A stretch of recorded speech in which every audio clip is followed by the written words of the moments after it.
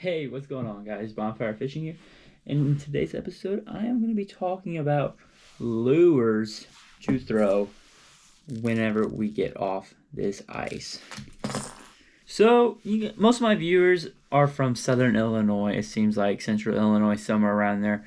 So this episode is going to be what lures to throw early spring, late winter, and Southern Illinois, Central Illinois, somewhere around in there. So, like you've seen, I just held up a Ned Rig. Let's start with a Ned Rig, actually. This is probably the first lure I would pick up out of every bait for the spring season to start, because it just sits up, dangles. It's something small. It's finesse. I'm like, my finger to it is like the same size as my finger. Alright, that's how small it is. That's where the finesse is. If you guys don't know anything about a Ned Rig, I got a Ned Rig video down below. Just go and check that out. It won't hurt anything. So for this one, I'm going to just talk about some rod and reel line to use. Use a medium action 7-foot if you have it. 6.5 would work just fine. Some from Walmart. Doesn't really matter too much. I would go with a 1/4 ounce head. I know a lot of people are like, go light, go light. Maybe a 1/8. Actually, a 1/8 would probably do best. But I know a lot of people go lighter during the spring. I can't withstand it, and I've always had good luck all year long with a 1/8 head. And use 8-pound, 10-pound, like fluorocarbon, somewhere around there. Line that sinks. I would not use mono during this time of year. So that's one of them, the Ned Rig. So the next bait that you probably see a lot onto YouTube saying that, oh yeah, use this during the winter, use this during the winter. You don't catch many fish, but when you do hook into a fish, it's actually really big. And those are jerkbait, suspending, slow sinking. This guy right here is a suspend, and this guy right here is a slow sinker. They have two different types, but you don't want to go too large. You kind of want to go smaller. And I don't know how to really say it, like translucent, I think is the name maybe, but where you can see through it is really well during the winter time because the water is very clear, and more of a clear with like a blue action will do extremely well during this time of year. I've caught one on this one in December before the ice hit, the big snowstorm, but I haven't used this guy yet, but I've used some similar to him and had really good luck. There's not much way to fish it. You just have slack line, maybe a 1/2 foot of slack, and all you do is use your wrist. You don't use your arm. Just use your wrist and let that little tip of your rod just move. I would use a 7-foot if you have it. I would not go any smaller. I know a lot of people will probably be like, go 6'10", go 6'10". I use 6'10". I didn't find it good. I like 7, if not longer, and use a flimsy tip. So maybe a fast action, medium fast you could use on a jerkbait, and use around 10-12 pound pure fluorocarbon if you have it.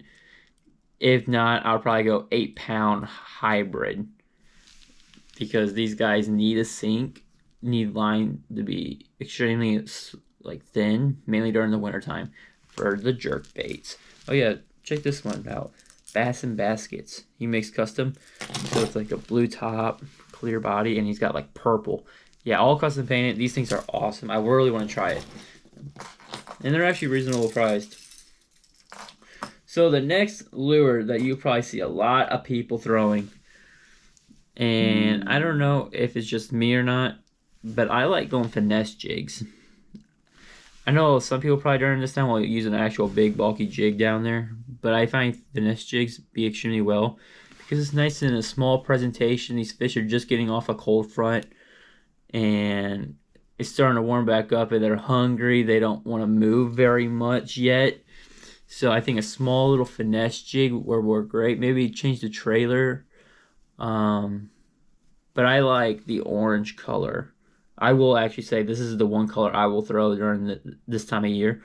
I'm like, yes, I'll go green pumpkin sometimes, but green pumpkin ain't good until the water's like in the 50s, like the low 50s, and if not a little bit warmer.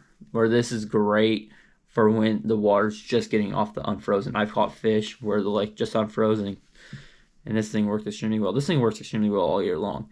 But it's just this color. Something in Southern Illinois all the crawdads, it seemed like, are this color. I'm like, that color or like a light blue. It's insane. But for the rod, I would definitely go, you can use a bait caster on this, but then you'll need some lighter line, of course.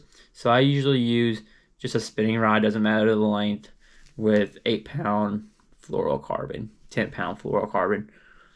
I'm like, it's nothing needed. It's a light weed guard, so you don't need a strong hook set, and the hook is really easy, small. It can get right up in there for you to catch that big bass. And I got a couple more lures. So here's one that you know is the most common, and that is a crankbait. But I guess I'll also do the other one, a lipless crankbait. So we got a normal square bill and we got a normal lipless. I know a lot of people would say, oh yeah, if you use a crankbait during this time, go flat-sided. Yes, flat-sided will work extremely well, but I'm not there yet. I got some on me. I'm just not going to pull them out. I'm like, yeah, flat-sided is going to work, but will it work during our month warming up? So the difference between these two lures is, one, right here you can control your depth, and this guy just swims straight, I guess. I don't know. This one's a Strike King. This one's an XPS at best. Not an XPS, an H2O from Academy. Do both extremely well. So I actually do have different colors for these guys, and I'll explain why. So for the crankbait, I like going shad pattern, because during the wintertime, shad will actually start dying off and sinking down. And so whenever you can throw a square bill or a crankbait, a shad pattern, straight down, it will act like it's a mimic of a dead shad, and the bass will pick it up that are lethargic on the bottom. So it would be extremely well for a moving bait that's a shad color. So I'll put that one down and talk about the lipless crankbait right here. And the reason why I pick red is because with the jig, they're almost similar, right? And I don't know, red in Southern Illinois works year-round, mainly during the wintertime. Wintertime is the best time to use the red color for some reason. I don't know why. But this thing is great because you can feel the bottom, and it represents the cold water crawdad, just like the orange. And you can feel everything on the ground that hits. So whenever you can, I don't know how to really explain it, you can just feel everything. And that's what makes this so great during this time of year, because let me re-explain. All the leaves that are in the water from the fall are still on the bottom of the lakes. You can feel every leaf with this. But rod, with crankbaits, you can use basically any rod, any line, not going to stop you any there. But I would recommend a longer rod, maybe over 7 feet, and light line, maybe like 12-pound fluorocarbon, 10, 12-pound fluorocarbon. Like what I did is I took the crankbaits and the jerkbaits and I throw them on one rod now, and that's all I will throw on that rod. And that's the Abby Garcia winch series, and it's actually designed for jerkbaits and crankbaits only, but you can throw other lures on there, but it's really good. And then throw a couple finesse techniques on a spinning rod. So you can use your spinning rod and you can use your bait caster, or you can just use all spinning rods for this. It doesn't really matter. Spinning rods work just great with light line. But I hope you guys enjoy this video. If you guys have any other lures that you like using during the springtime, drop them down below. I like to know so I can possibly use some. But I'm gonna have my tackle tip Tuesday or tackle review Tuesdays coming back. I've realized that during the time where I didn't have the GoPro, they did extremely well, and I think I'm gonna start them back up. And I got a couple lures into the packaging still, so I'll do some reviews on those. Well, I hope you guys enjoy this, and I'll see you in the next one. And see ya.